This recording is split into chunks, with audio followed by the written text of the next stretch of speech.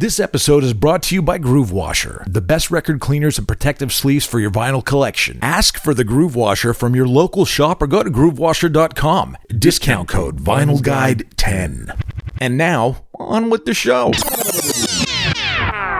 Well, hello everyone. Welcome to episode 374 of The Vinyl Guide, the podcast for record collectors and music nerds. And guess what, people? Today we feature a conversation with a guy who's truly a hero of mine, Mr. Ben Blackwell, co-founder of and one of the three men of Third Man Records. He's the official archivist of the White Stripes. He's a kick-ass drummer of the Dirt Bombs and an all-around funny dude. Ben is also a record nerd with an amazing collection of rare records and knowledge and appreciation for our dorky little hobby. Now today, we talked to Ben all about the upcoming Third Man Records Vault number 55, which celebrates the 20th anniversary of the landmark White Stripes album, Elephant. We talked today about the story of the album, the memories of the time, what exactly is in Vault number 55. We talk about the rare pressings of Elephant from around the world. We talk about some of the rare records of Cass and Third Man Records, and we share lots of record nerd questions with Ben and more. Now, to his credit, Ben shows great patience and humor and generosity of information, which I think you'll all enjoy.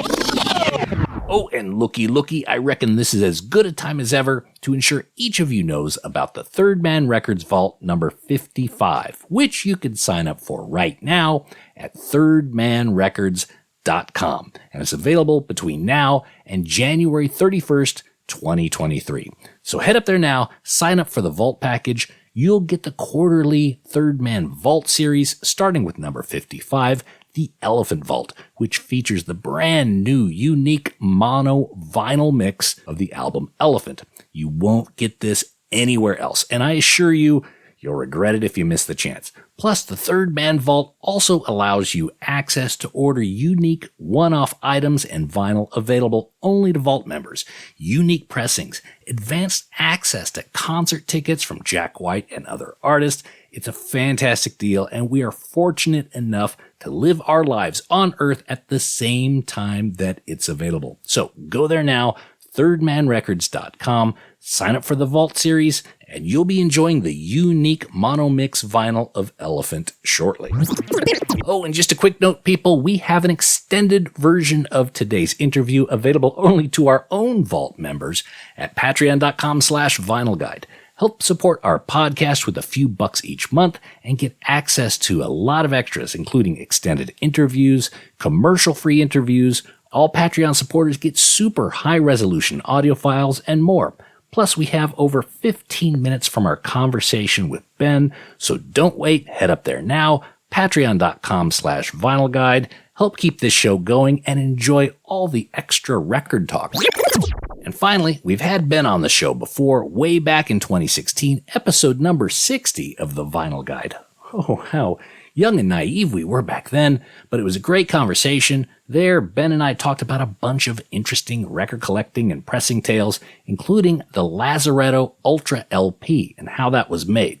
So follow the Vinyl Guide podcast on your podcast app, and not only will you get access to that episode number 60 with Ben, but also tons of others, including episode 326 with Matt Pike of Sleep, episode 331 with John Dwyer of the OCs and Castleface Records, episode 325 with Ambrose Kenny Smith of King Gizzard and the Lizard Wizard, episode 293 with Billy Gibbons of ZZ Top, episode 299 on Trademark of Quality Bootleg Records, episode 289 with Eerie Vaughn talking Sam Hain, Danzig, and Misfits Records, episode 281 with Ian Mackay telling tales and vinyl stories from Discord Records, and hundreds more episodes.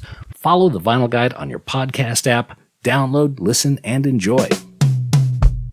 And with the upfronts done, grab a beer out of the fridge and strap on your record nerd propeller hats. We're getting ready to talk about the elephant in the room with Ben Blackwell of Third Man Records. Dearly beloved, we are gathered here today to talk about the Vault 55 package, featuring the Elephant mono vinyl pressing and a bunch of other record nerd questions. First off, Elephant was such a huge changing point for the band. Tell me about the impact that album had on the White Stripes. Well, it's kind of like you read in the write-up, about this package of there's something special about the record that a band makes the first time that they kind of know attention is on them. It's not said exactly in that way, but it's kind of like the first time you have, maybe you're a little bit comfortable, but you're also still eager. There's a little bit of momentum, but it feels like there could be more. That is the White Stripes at Elephant. This wasn't a guarantee. It wasn't a no-brainer. Like, oh yeah, this record's going to be huge. It was like cautious optimism, at least kind of from the band side of things. Jack had said multiple times in interviews before where the conversation about what the first single would be, that some people really thought that it should be There's No Home for You Here. And Jack was just like, I think it's Seven Nation Army. I think that's the song here, which just goes to show that no one really knew. No one was able to prognosticate or see into the future. It's just like you have hunches and you have hopes, and you try to find where those two intersect. I mean, I assume, being with the band from pretty much day one, going through all the ups and downs, pretty much every gig, if I'm correct. Not every gig, but a solid chunk of them. Yes. Enough. Yeah. Yes. Yeah. I mean, there's not enough is an improper descriptor. No, there should be 1,000 more gigs. I want to see way more Stripes gigs than I ever did see, but I saw a lot. I'm very, very lucky at what I did see. Okay. Well, fair to say, in the world of The Godfather, you'd be the consigliere here. Sure. And in the studio and listening to it, and while Elephant was being recorded, what was the feeling? You said there's cautious optimism. Did you feel you had the next level there? Was there much doubt? What was the feeling of the band? So I wasn't in the studio when Elephant was recorded. I did, in the middle of the sessions, they did two shows that my band, the Dirt Bombs, opened. So I did have that kind of interaction with them in the middle of those, in the middle of that run. And they had done, I think it was probably the first time, one of those shows was the first time they ever played Ball and Biscuit live. So that's kind of like one of the first, of the new songs. I'm saying air quotes with new, of the new songs that feature on Elephant. That was the first time I'd heard a new song. And that was kind of like, oh, okay, cool. I like where this is going. But it wasn't, they had already been doing Hypnotize live. But that was a song I knew from when Jack had demoed it for the Henchmen, or whatever, 5 years earlier, back in 1998. Mm-hmm. So in my mind, there was always, before a record was actually finished with the White Stripes, there was always this question of like, what songs am I already going to know from being played live or from being performed by Jack and other bands, because he'd played in a bunch of bands leading up to this, and a lot of those songs would end up getting filtered in to White Stripes projects at later dates. So it was always kind of this like, all right, what are we going to see? What are we going to hear? What am I going to be surprised by? So, it's cool when, songs that you'd never heard, songs that just were new songs that were written and first appear on Elephant. That's Ball and Biscuit. That's Seven Nation Army. That's The Hardest Button to Button. That's Black Mass. It's a lot of the record. It's a lot of the songs that I love on the record, that I really, really love on the record. So it's, the vibe in the studio, it was simple. It's 4 people at most. It's Liam Watson, the engineer. It's Jack and Meg, and then it's David Swanson, who's there, as part of the band's team, taking pictures and shooting video and all that stuff. Mm. Now, Seven Nation Army has become this anthem, right? Decent song. Oh, talk to me about some of the early perceptions of that song by the band. It seemed like, from my perspective, I remember there was a conversation with Meg about the recordings. This is before they came out, but after they'd been recorded. and she had made a reference to Seven Nation Army. The specifics, which are probably lost to time, but in generalities, I just remember her speaking to me like I should already know what Seven Nation Army was. Like it was important, like it was established. And I didn't, the first time I heard the song was on a CDR of the album, not even around Jack or Meg. So that is pretty exciting hearing it, the first time. This is almost a year before it comes out. But again, like it wasn't, holy shit, this is going to be huge. I was like, this is a good song. Right. But you go back all three White Stripes albums, there's good songs on all of those albums. It wasn't like this is going to change everything. If you have those feelings, they're usually wrong. If you think something is huge or big, they're usually not. It's very seldom that you have someone say like, I knew it was going to be big from the moment we fucking laid it on tape. Life doesn't seem to really shake out that way. Was there any resequencing of the album? I mean, Seven Nation Army, just that opener just introduces everyone to the album and kicks it off incredibly strong. Was there any conversation about switching the order of that? There is. That's a good question, because there are sheets. There's handwritten notes in the booklet for this vault package of different proposed running sequences, like at different moments. And the best one is, I don't have it here next to me, but there's a track list, and it has to be before they actually went into the studio, is my guess on it.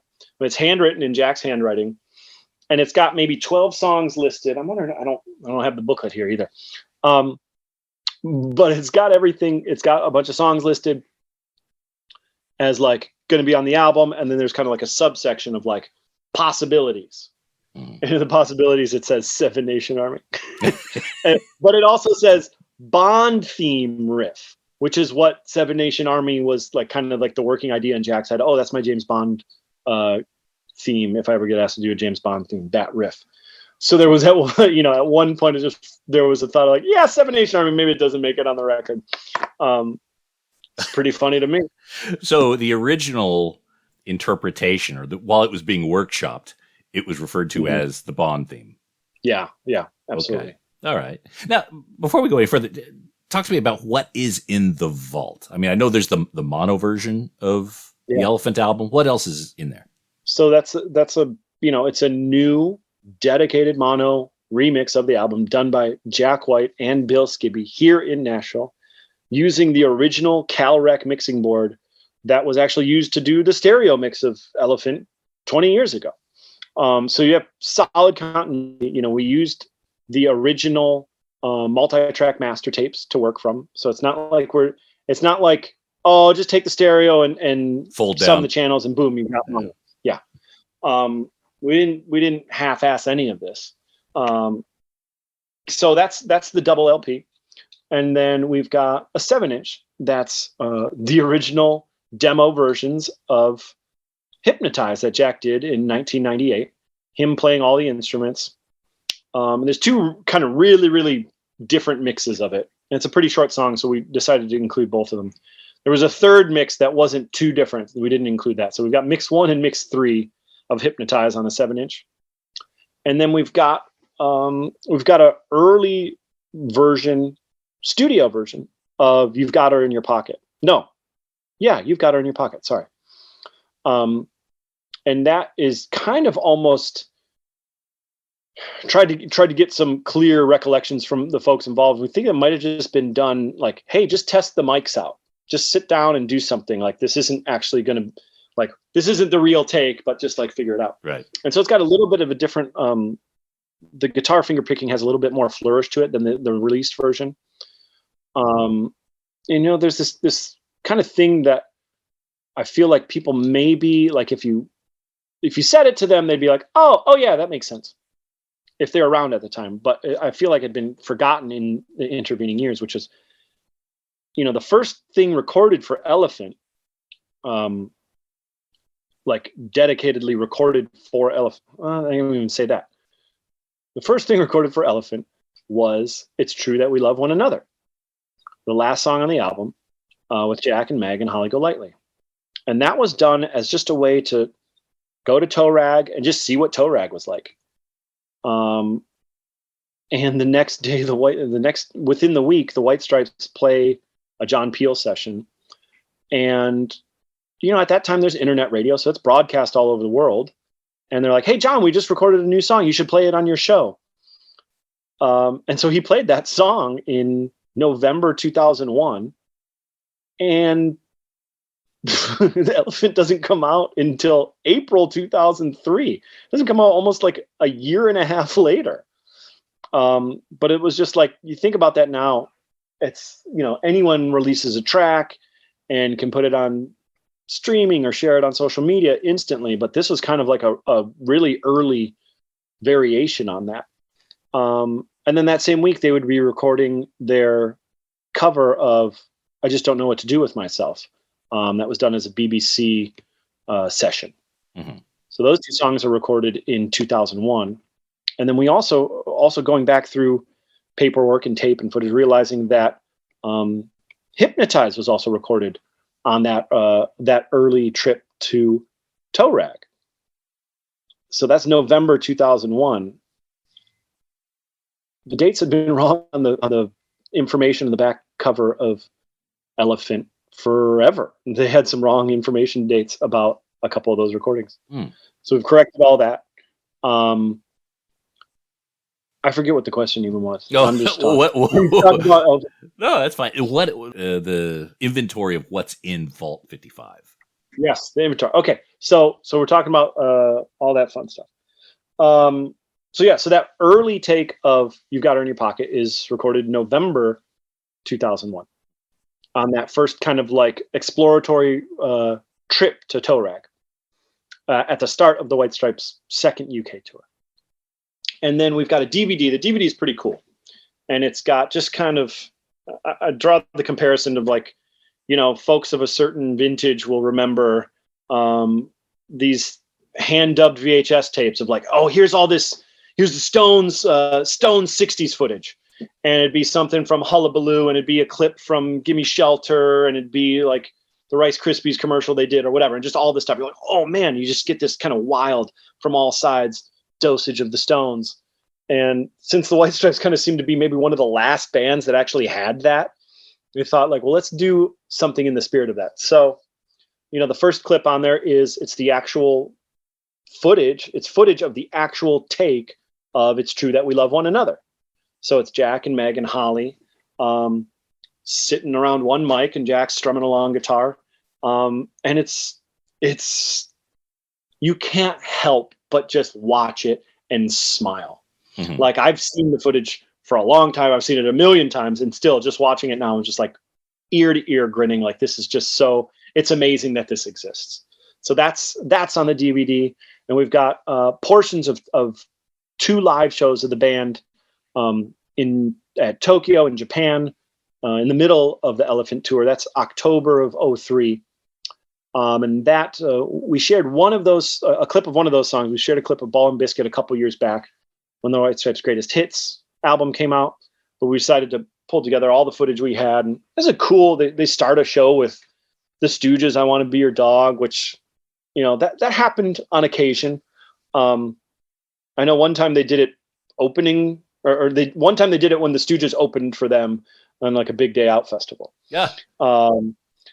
Which is funny, but not too many times. They didn't do it too often. So there's that footage, and then there's this great, like, I don't know what exactly the purpose was, but we found in our archives a filmed interview, camera filmed interview with Jack and Meg in Japan, like in between these two shows. And so there's kind of like, you hear a translator go back and forth. It's just great seeing the band at this time. This footage you've never seen. Meg talking a bunch, like, again, it puts a smile on my face. And then the biggest surprise was we found this transfer in our vault. No idea who it came from, no idea what it was shot for, but it's about I think it's almost 20 minutes of behind the scenes footage of the Hardest Button to Button video shoot. And so, that video's got, 30 drum sets, 33 Fender amplifiers set up and torn down all through the streets of New York Jack said they'd originally planned on filming it all in one day. And he said like a couple hours into the first day, everyone realized like, when they started, everyone was running really quick and moving everything. He said like halfway through the first day, everyone realized there's no way we're doing this in one day. He says, really fortunate that we had like the next 3 days open and available. We had to extend the shoot 3 or 4 days, whatever it was. I don't know what we would have done if we didn't have that. If we just said one day. But so it's great. It's Super 8 footage. So like the color saturation, it's actual film. It looks great, man. Like you just don't get to see stuff that looks like that anymore. And there's some cool stuff too, like that you didn't get to see very well depicted in the video. Jack's wearing a cast in the video, but it's oriented kind of weird. So you get to see some cool shots of his cast. And then just like the scenery of where this was shot around New York. So that's kind of like the media, the meat and potatoes of it. And like this is the 4th 20th anniversary vault package that we've done. It's the 4th White Stripes album. So like all of those, we've done a really hefty book. And so that book has all kinds of outtake photos. So photos from the cover shoot, some like on tour behind the scene photos, lots and lots of scans and pictures of tour posters and flyers, ephemera. Like I said, the handwritten notes, there's some handwritten lyrics of personal interest to me, like the archivist historian, like the challenge I have before every package is I need to come up with a list of all the shows the band played that year or that touring cycle. And so there's a complete list of everything the White Stripes did in 03 and 04. And it's funny because I'll call Jack up and I'll say like, hey man, there's this gig that I've seen listed forever. And I wasn't there. Did this show actually happen? I think it was made up. He's like, no, that actually happened. Me and Meg, the first show they played in the year, they flew out for some promo thing at Electric Cinema in London or something like that. He's like, yeah, it was weird, but we played. It was just me and Meg. But yeah, put it on the list. So you mentioned the vault package will have a lot of the outtake photos from the cover, things like that. Now, the original pressings, there were different covers, I think, for some different regions. Like Australia had different outfits, but the same pose, things like that. What was the discussion around the time about why there were different covers for a few different regions? Jack had the idea. He separated the world into 3 regions: the Americas, Asia, Australia, and then Europe, Africa. And each region had its own album cover, it had its own vinyl cover, and its own CD cover. And I think Jack at the time was just like, it's just cool to know, like, if you saw like, oh, that's the Australian cover, or that's the British cover kind of thing. I think it was also the first time that they were in a position where they could kind of throw a seemingly crazy idea out there. And there was the infrastructure and the motivation to make it happen. Yeah. Cause this is before Third Band Records. So you had to actually go to the record company, it was a V2 or XL, whoever that was, and propose some of these unconventional ideas. Yeah, absolutely. Of all of that stuff, the Australian LP was the hardest, was the rarest thing to find, which I never actually got one originally, and I had to like back alley get one eventually. It wasn't clear at the time. You just say like, okay, each region's going to have its own LP cover. Okay, fine, whatever. But then you realize that my understanding was, and someone could correct me on this, but my understanding was that XL, who was in charge of the Australian LP, they kind of were it was kind of a bother to them. Like, yeah, we'll do 500 for Australia and that'll be it. And those 500 sold pretty quickly. That's them wearing all white, the traditional album pose, but their outfits are all white.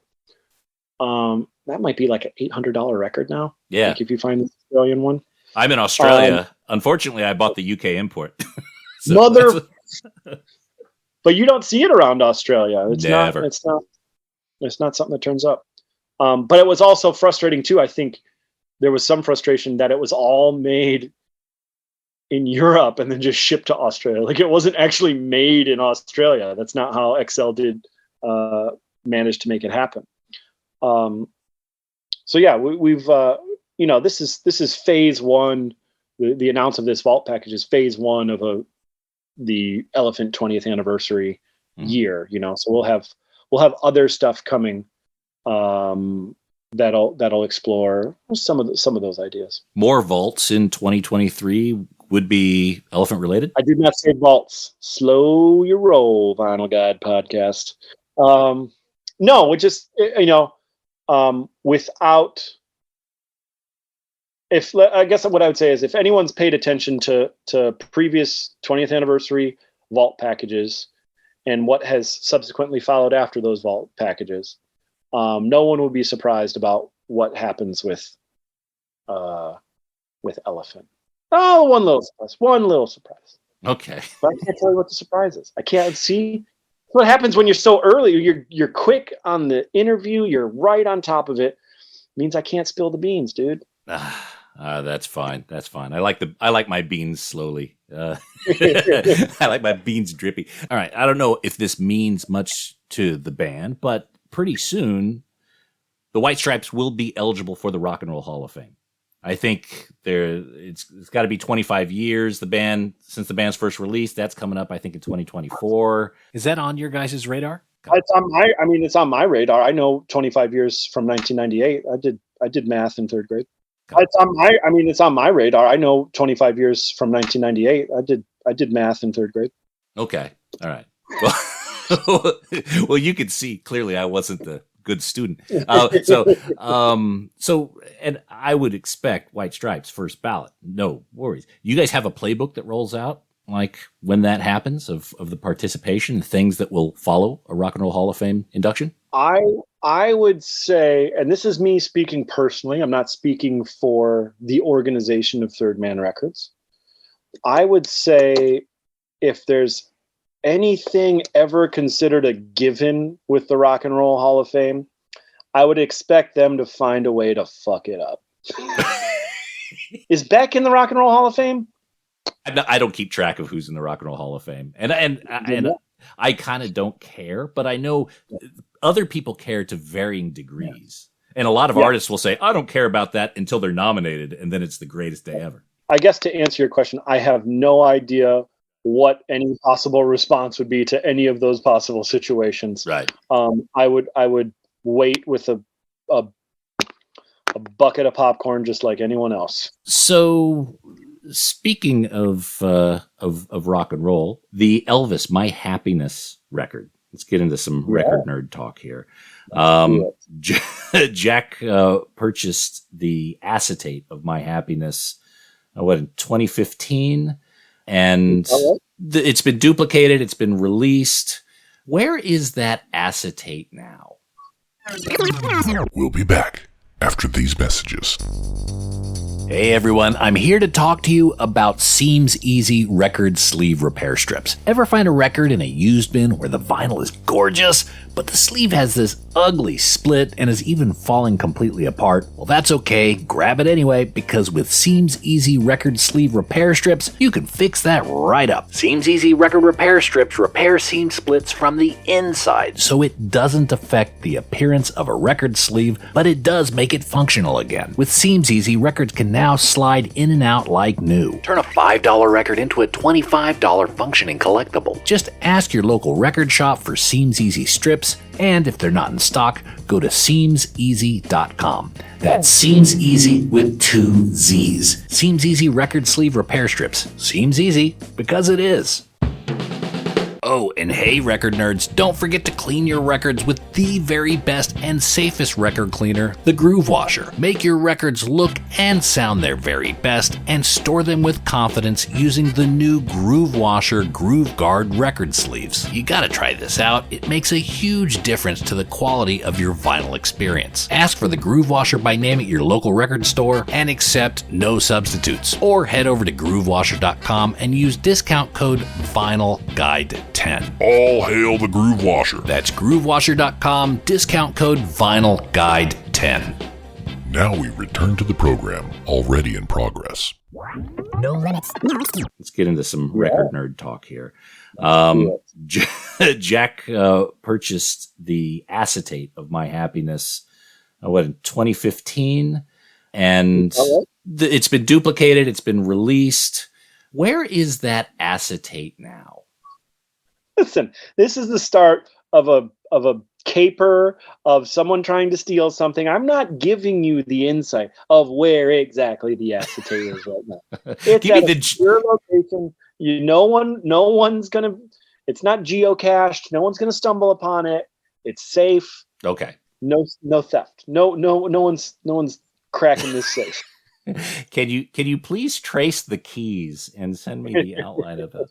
Okay, but it is in a third man controlled environment. It's not in country music. It's not in the Country Music Hall of Fame. No, it is not.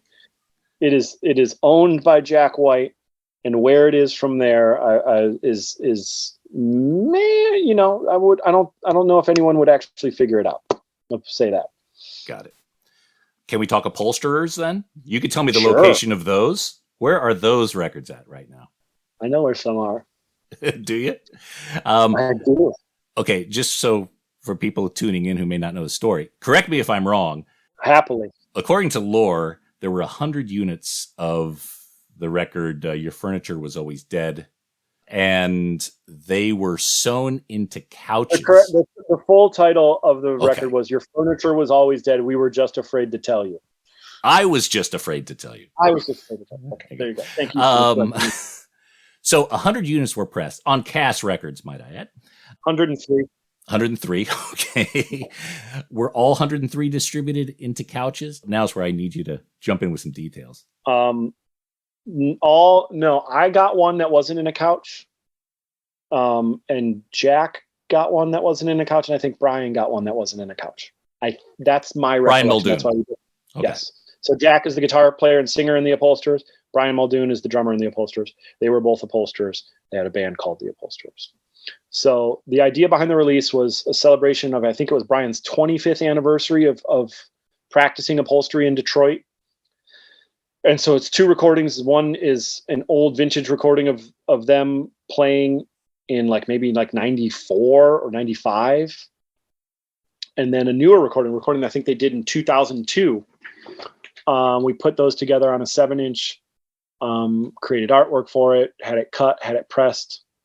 And without really telling people, we had Brian put them into 100 pieces of furniture that he would reupholster. He's a mid-century modern upholsterer in Detroit.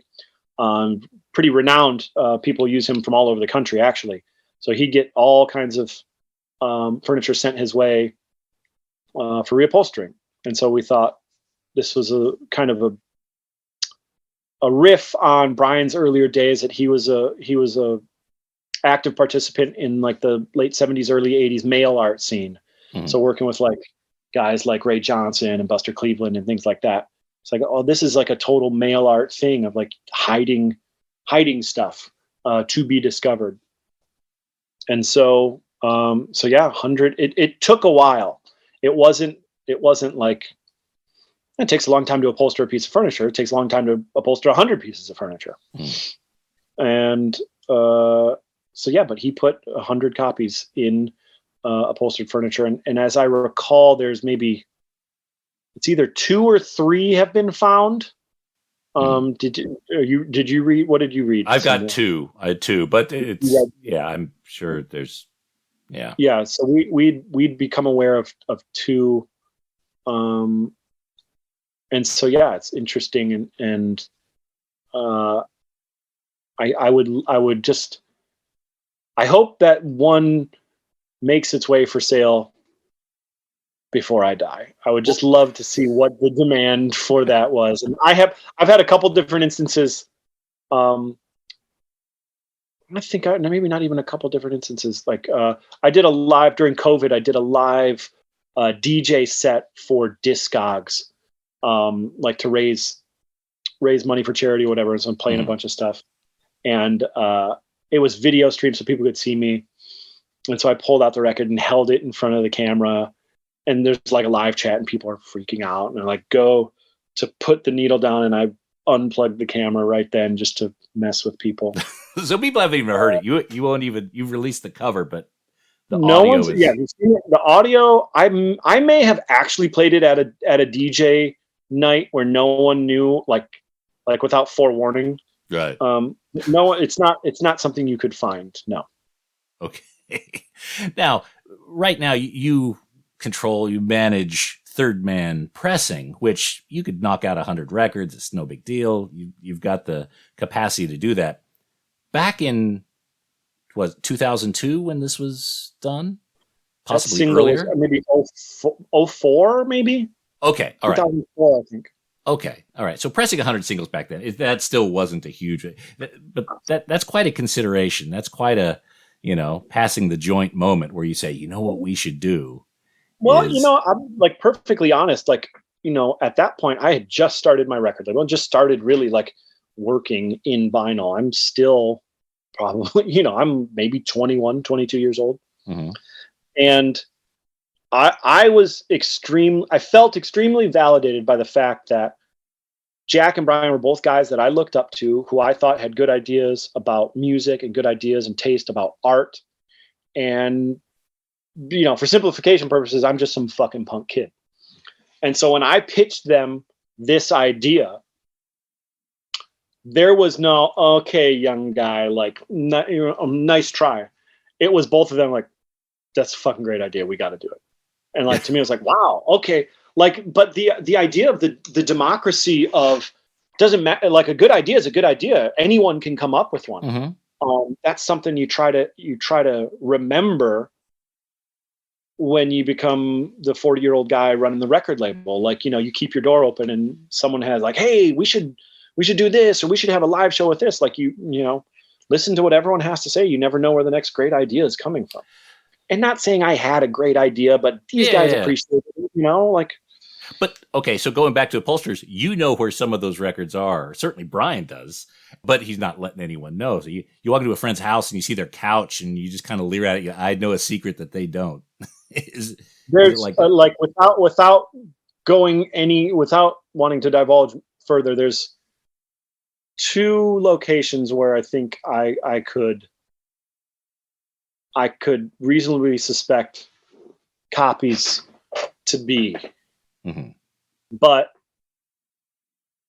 even then, it might be one of them might be gone at this point. I'm trying to, yeah. Right. Okay. So it's most of them gone to the wind. And so like I literally thought that we would go 20 years without anyone finding one. And for a while, until we did the press release that one had been found and we shared the artwork, a lot of people thought that it was a total prank, that we actually didn't do it. Right. There's another thing to consider too. So I'm running a record label, and this is like, this is actual money you're spending to do this stuff. You're pressing 100 copies of record, you're rubber stamping, you're putting all this art together. We didn't make any money on it. This is just a thrown away record. It's a stunt. Throw it in a dumpster. It was 100% a stunt that there's no payback on. It's not like, oh, we'll eventually get our money's worth on. It's like, no, it was 100% in service to the art of the idea. Right. And maybe that was the idea, that the part that sold it to Jack and Brian. And maybe there'd be some press and some talking on the other end of it at some point. Maybe it would make a good story. Definitely thought it'd make a good story. I thought we weren't going to mention it ever. Like, lips were sealed. Brian's lips were sealed. Jack did an interview with The Independent in London before some White Stripe shows and spilled the beans. And I was like, I thought we weren't talking about this. Like, what the hell? Like, it was cool that he said it in front of like a really big interview that got, worldwide coverage. But it was funny when he said it, Brian was still putting them in. Like, if you had just called Brian at that point to get something reupholstered, there was a decent chance you'd get an Upholsterer single in there. No one, to my knowledge, had, cracked that code, but it was just like, shit. So, well, what good is a stunt if you don't tell people about it? I get that point too. Yeah. And speaking of stunts, the Freedom at 21 Flexi-discs, how many of those have been, and again, for people who are just tuning into this, at one point you guys sent up how many, 100 Flexi-discs with balloons? What was the number? So I think it's been long enough. It's been over 10 years. We had made 1,000 of the Flexi-discs and had envisioned releasing 1,000 of them. And I think that day we had a couple hundred, maybe 300 or 400 that we actually got out. And from that release, it was between, I think between 20, around about 20 got found. And these are, again, just for people listening, these are Flexi-discs of a song, Freedom at 21, that were sent up via helium balloon, just like a message up into the air, scattered to the wind, literally. 3-foot diameter helium balloons released from our Nashville location here on April 1st, 2012. 20 have been found. And I would imagine, okay, and I would imagine a lot of them probably wouldn't be playable after a couple of days in the sun. Well, yeah, I mean, most of them got found almost immediately. Okay. But we had extra Flexi-discs laying around, and we kind of some people ended up being promo items or a radio giveaway or whatever. So you can find the Flexi-disc. If you find the Flexi-disc with the postcard, with the balloon, that's kind of the package. Right. That's vault zero. But that was another. Uh-huh. That's my idea. That was my idea. I'm great. If you don't have to sell a record, I'm your guy. You want to find out a dumb way to put out music that people may not ever hear and will cost you money? I've got ideas for days. But that was a great one because I'd been. Quick rundown. Flexi-discs had not been in manufacture for years, maybe about 10 years. So the company came back online that was making Flexi-discs. That was the first thing. Second thing, we had a Jack White solo album, perfect timing in terms of what people would be excited about. Third thing, I'd been trying to figure out alternate ways of distributing music, just going to a store and buying something. Okay, yeah, we've done that for 100 years. What's something different that no one else has done?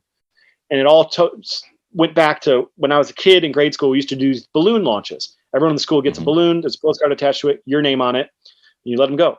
We lived right on the US-Canada border, so a lot of the postcards would be found in Canada, in a different country. How cool is that? It might only be 30 miles away.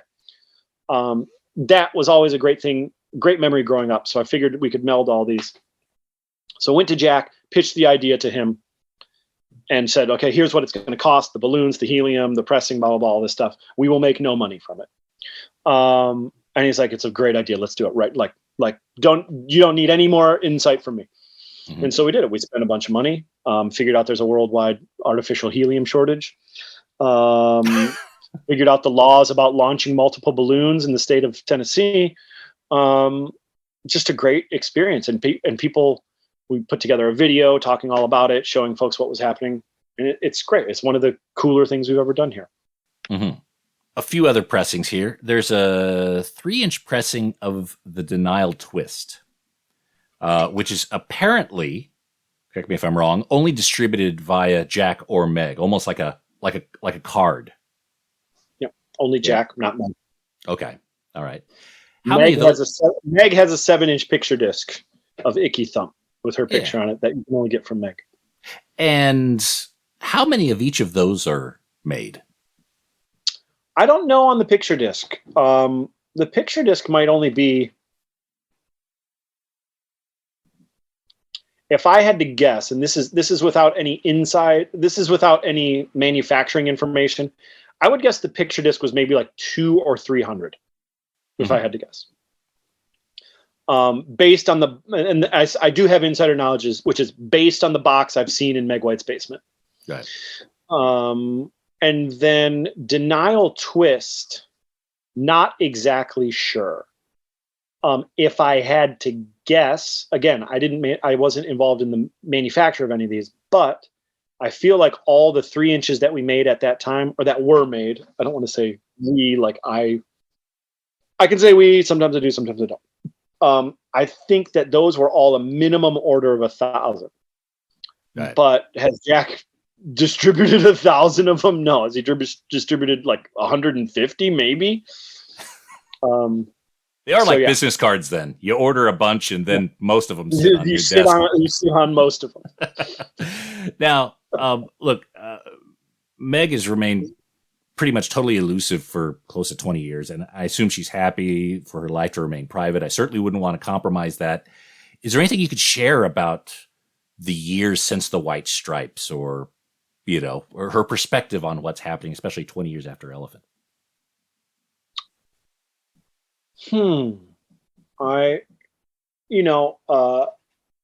A good example I would have is when we did the first 20th anniversary vault package. So we did the 20th anniversary of the self-titled White Stripes album. We did that in 2019. I had reached out to Meg and just said, hey, I'm putting this together and thinking about maybe you'd want to talk for an interview. Like, talk to me about just this album. Doesn't have to talk about anything before, anything after. Like, let's just talk about the first album, 1999. And her response was, I don't know if I have anything to add. Like, I don't know if I really have any memories that would be, relevant to this package. And it wasn't like I didn't get the vibe from her that I don't want to talk about this. I got the vibe of I don't think I have talking to do about this, which is fair enough. I get to see Meg, when I go to Detroit, and she's a great person to. I love bringing my kids to come see her. She's great with kids, and she's happy, which is all, that's all that matters to me, Good.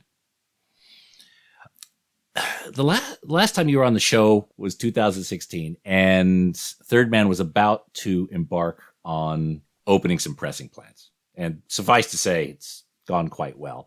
I saw Jack's video encouraging labels to start opening up their own pressing plants. And I'm seeing small boutique pressing plants opening, but no major ones. Is there something else happening? Have you seen much traction on larger plants opening up?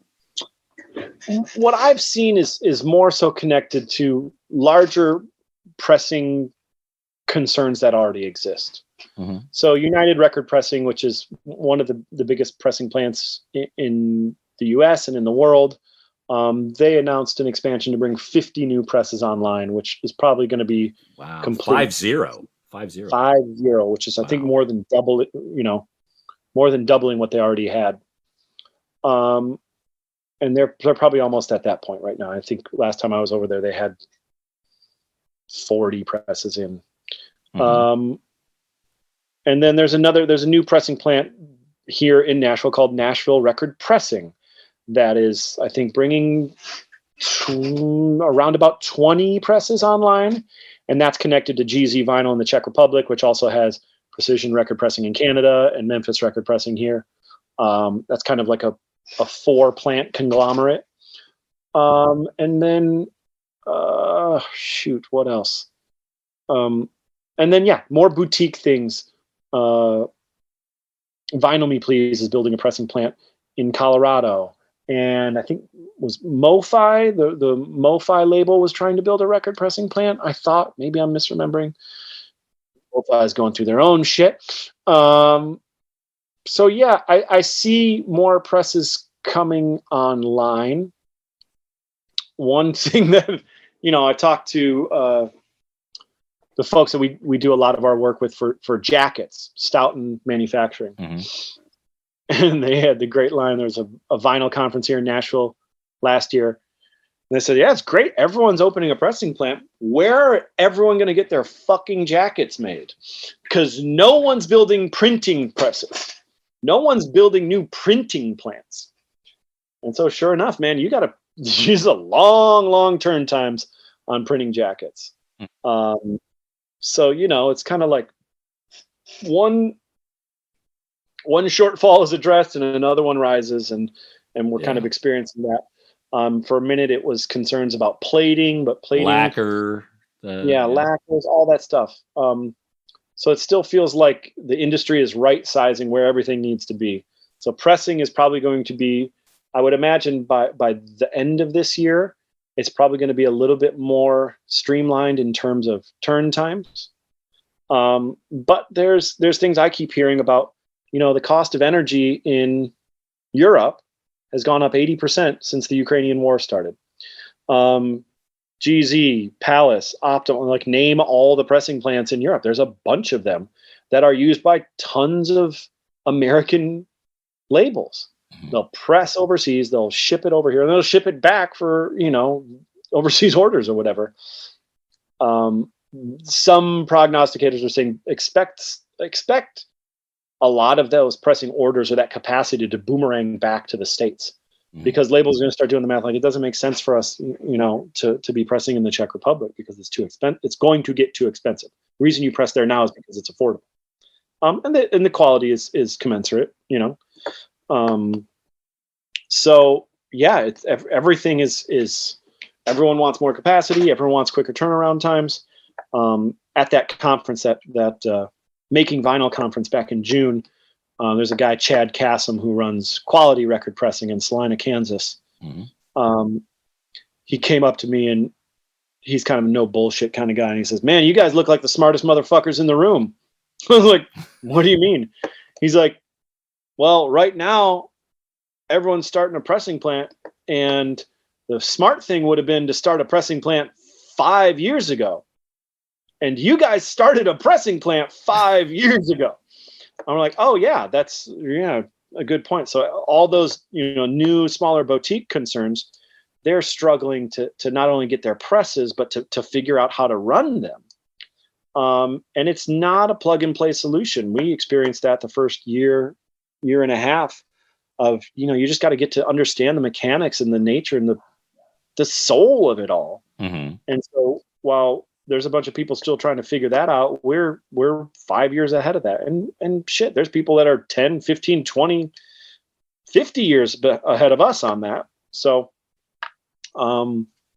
yeah, it's a entirely fascinating time for pressing plants and pressing vinyl, and it's exciting. What percentage does Third Man Pressing focus on Third Man recordings, like vaults and et cetera? And what percentage are open to third-party orders?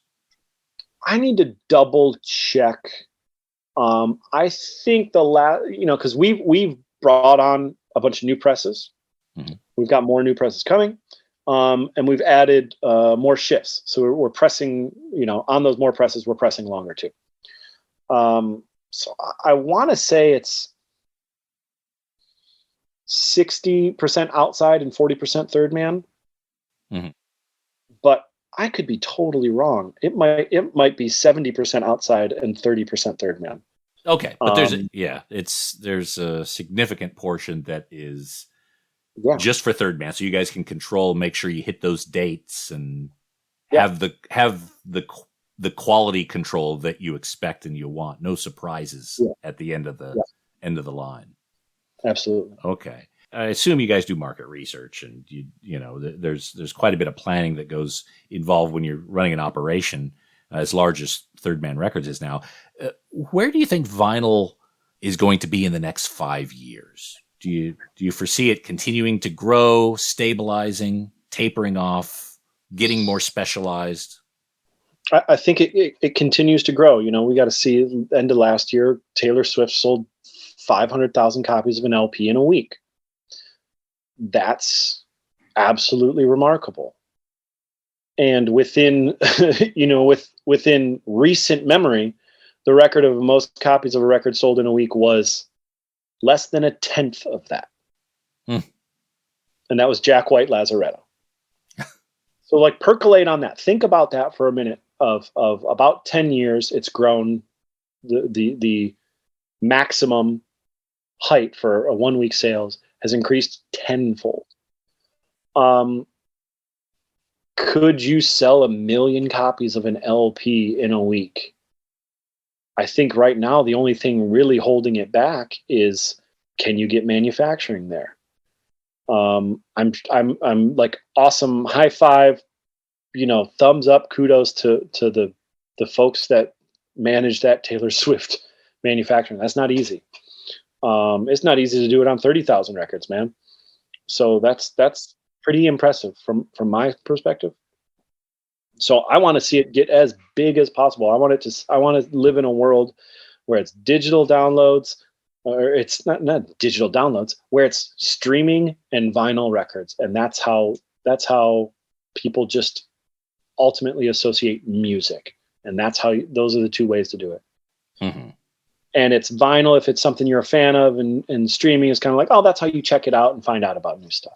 So Third Man seems to be very good at negotiating with labels to reissue material. And I'm thinking, Melvins, Stooges, Laughing Hyenas, many other labels, and even the artists themselves seem to struggle to get a level of traction on reissuing materials.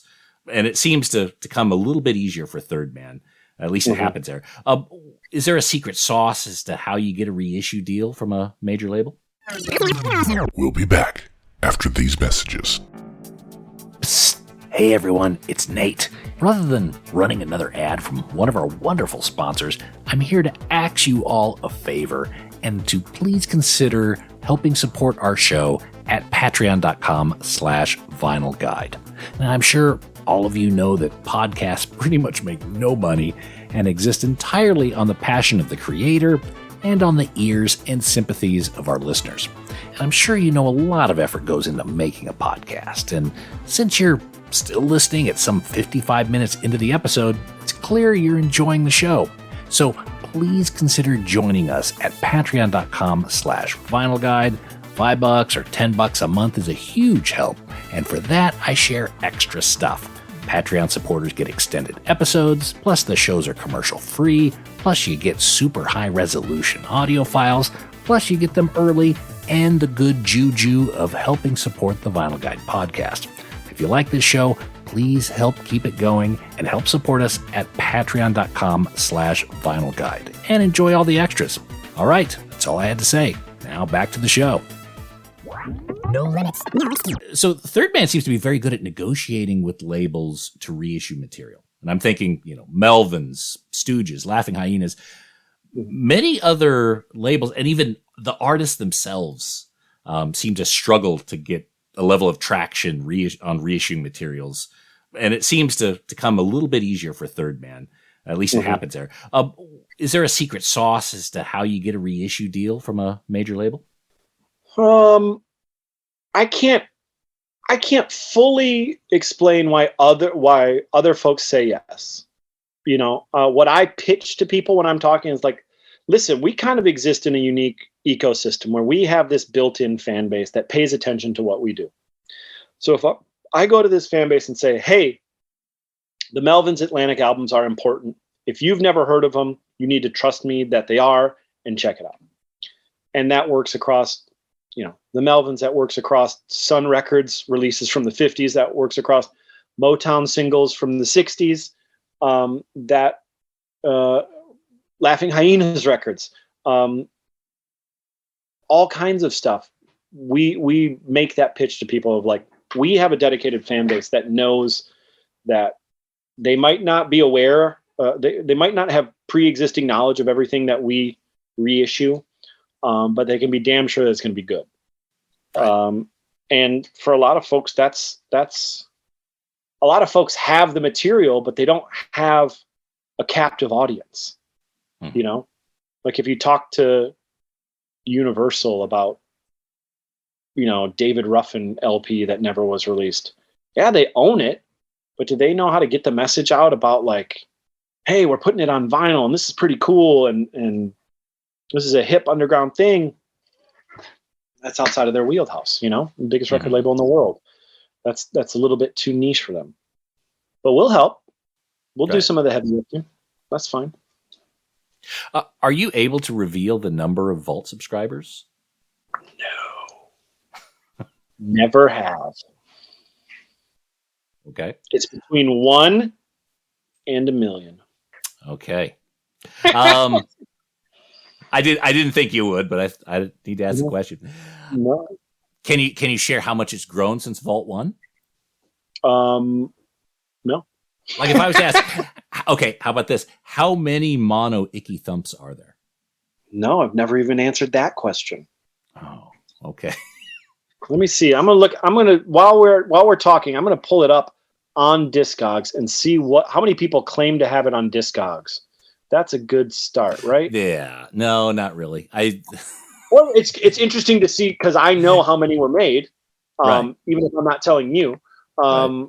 But it'd just be interesting for me to see that because people lie about that too. I know. Totally.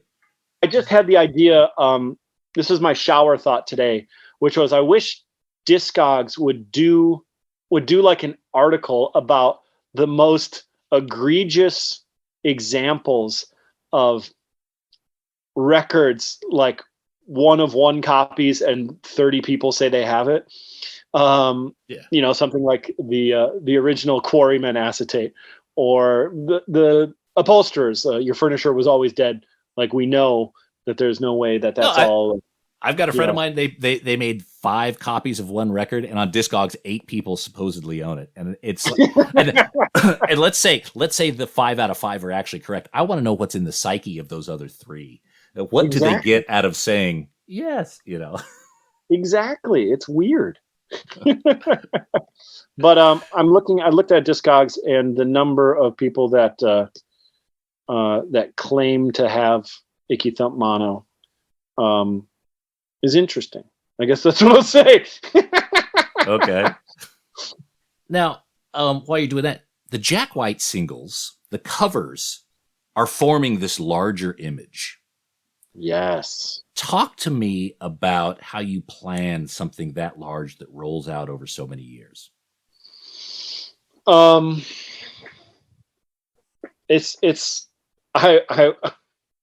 don't think I'm giving up the ghost here by saying it's not planned.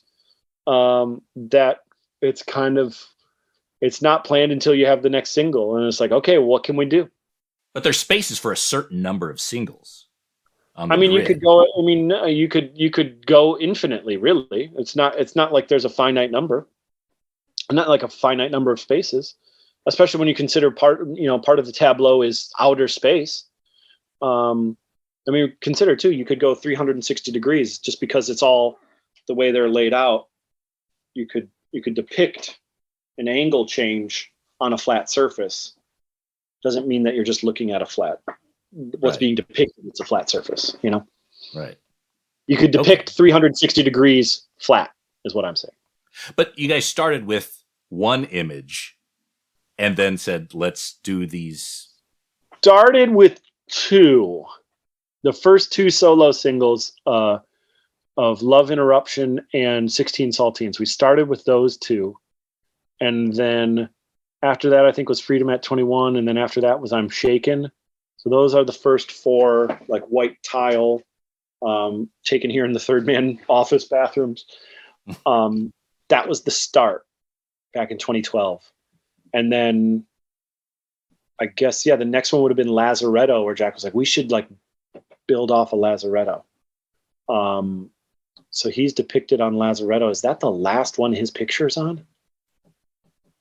Gosh, you start to forget things after a while. There's been a lot of solo albums. But no, it's like a fun little challenge that, like, where can we take this? Where can we put this?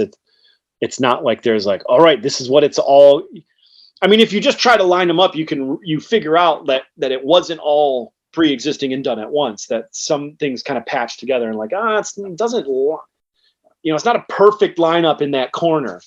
But to me, that's fun. That means like you're actually working, you're actually trying to make it happen. I'm sure Seven Nation Army, with its popularity, you've had many offers to license that song for advertising and various purposes. What's the wackiest or most absurd offer you've had for Seven Nation Army or any other recording? Gosh, I don't, that doesn't particularly come directly across my desk. I'll hear about things here and there. Gosh, is anything? No, it's it's not so much a licensing thing, but I do know that there was a request at the time when Talladega Nights came out. There was a request to have Jack and Meg, like with Will Ferrell as Ricky Bobby, like be in the closing credits, like perform a song in the closing credits, or just be with him goofing around or something like that. And they said no.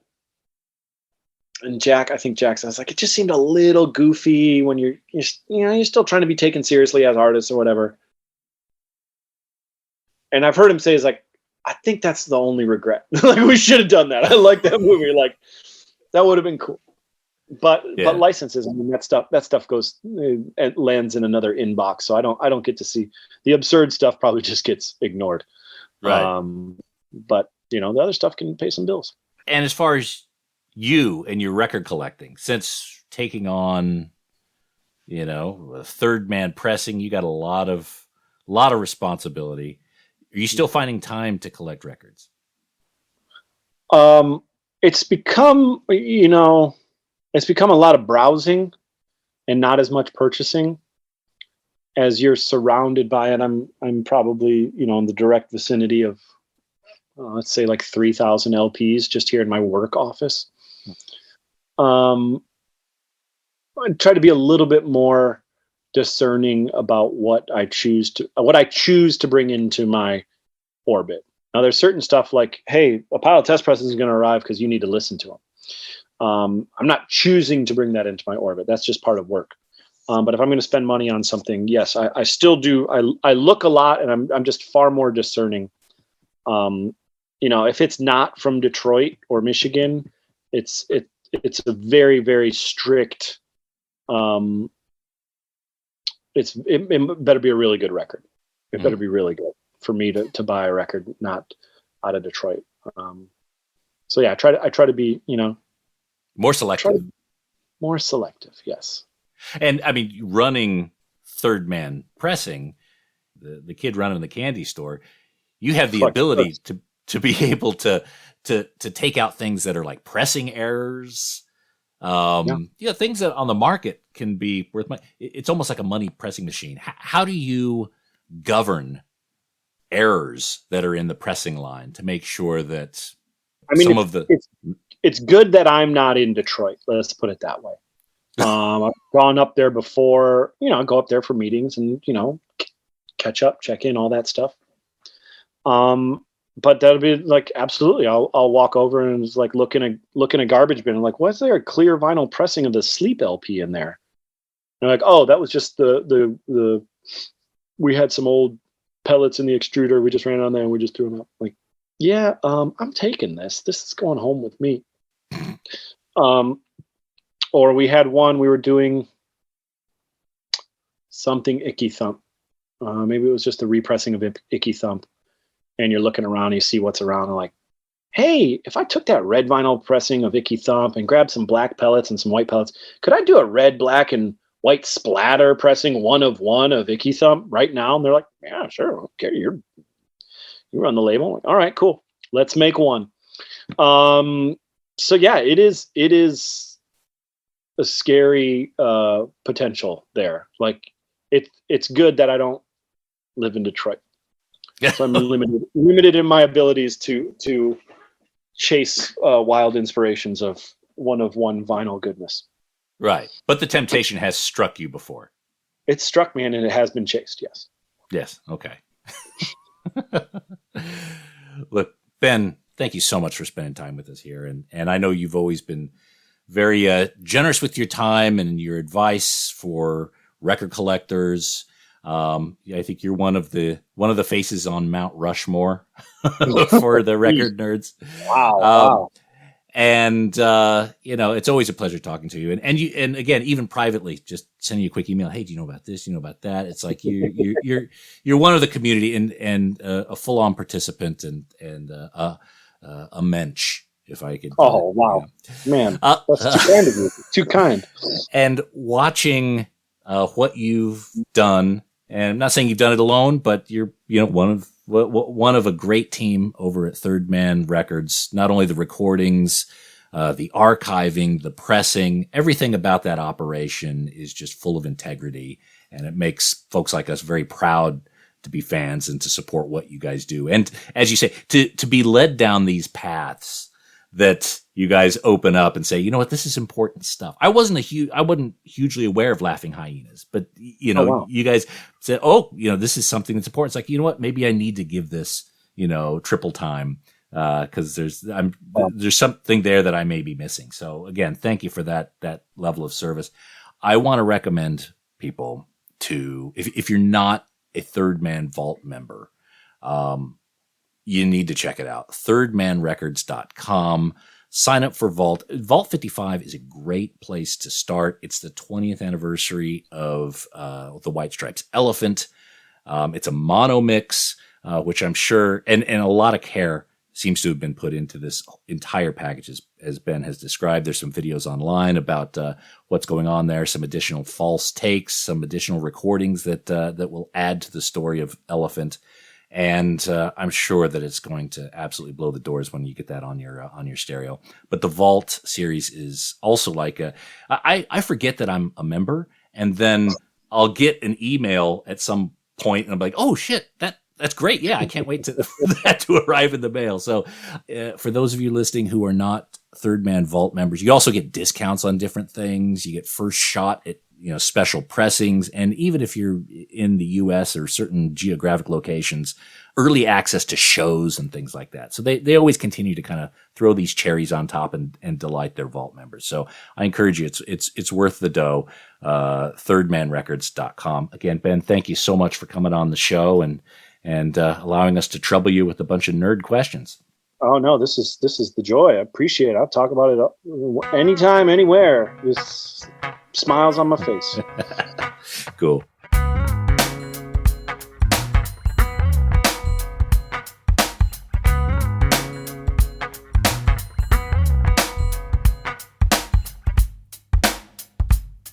Oh, hot damn. Talking to Ben is always fun.